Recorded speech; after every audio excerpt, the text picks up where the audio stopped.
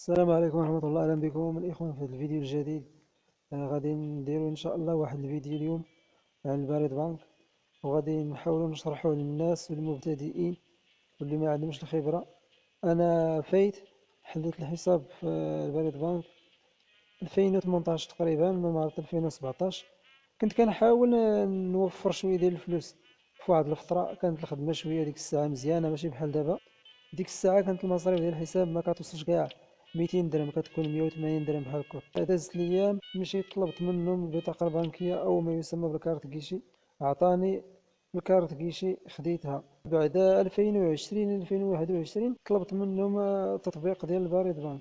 تفاجأت باللي الحساب ما بقاش داك الحساب اللي كان عندي، ولا سميتو الحساب ديال هنا ثلاثة. وبعد ذلك ولاو كيقطعوا ليا تقريبا 65 درهم ولا 66 درهم، غير متأكد لحد الساعة شحال كيقطعوا ليا، واش شهرين ولا 3 شهور. ملي كدوز الوقت كنلقاهم خدوا ليا 66 درهم، على الأقل غادي يقطعوا ليا 500 درهم في العام حتى 600 درهم. أنا غير متأكد لحد الساعة واش شهرين ولا 3 شهور. المهم كياخدوا ليا 66 درهم، واخا الحساب كيكون فيه صفر كيقطعوا ليك هذاك المبلغ وكياخدوه. وهذه هي التجربة ديالي أنا أصلا. علاش بقيت مع البريد بانك؟ حيت اصلا انا كان عندي ذاك حساب التوفير، الا عقلتوا عليا ذاك الكارني، وكنت كنحط شي بركه حيت كنت خدام في واحد لوزين، وكنت كنجمع شي بركه. هذاك حساب التوفير ما بقاش عاجبني، حيت سولت الدراري قال لي ودي راه كاين الحساب البنكي اللي كيعطيو كارت كيشي. داكشي علاش مشيت فتحت الحساب.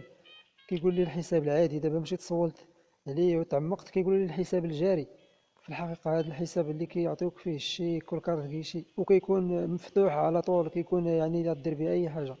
غادي تستقبل الفلوس، غتحول الفلوس، غدير به اي شيء، غتشري من الانترنيت، غتعطي الريب ديالك لشي واحد مثلا في شي دولة يصيفط لك الفلوس يحول لك الفلوس، ولا داخليا تقدر تفعل دوطاسيون او ما يسمى بالتجارة الالكترونية، تحويلات الاموال داخليا. المهم غدير بزاف ديال الحوايج دابا بهذا الحساب اللي كيقولوا ليه الحساب الجاري.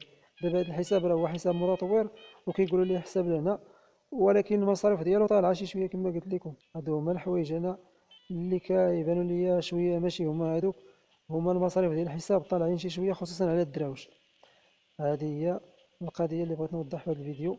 كاينين بزاف ديال الابناك صراحه، وفكرت في واحد الوقت باش نمشي نفتح الحساب في البنك الشعبي، ولكن قلت من الأحسن نبقى في البريد بانك اللي أصلا مولف نتعامل معهم. هذه هي القضية اللي بغيت نوضح في هذا الفيديو. ما تنساوش ديروا لايك إذا استفدتوا من هذه المعلومات هذه. تبارك الله عليكم، إلى اللقاء.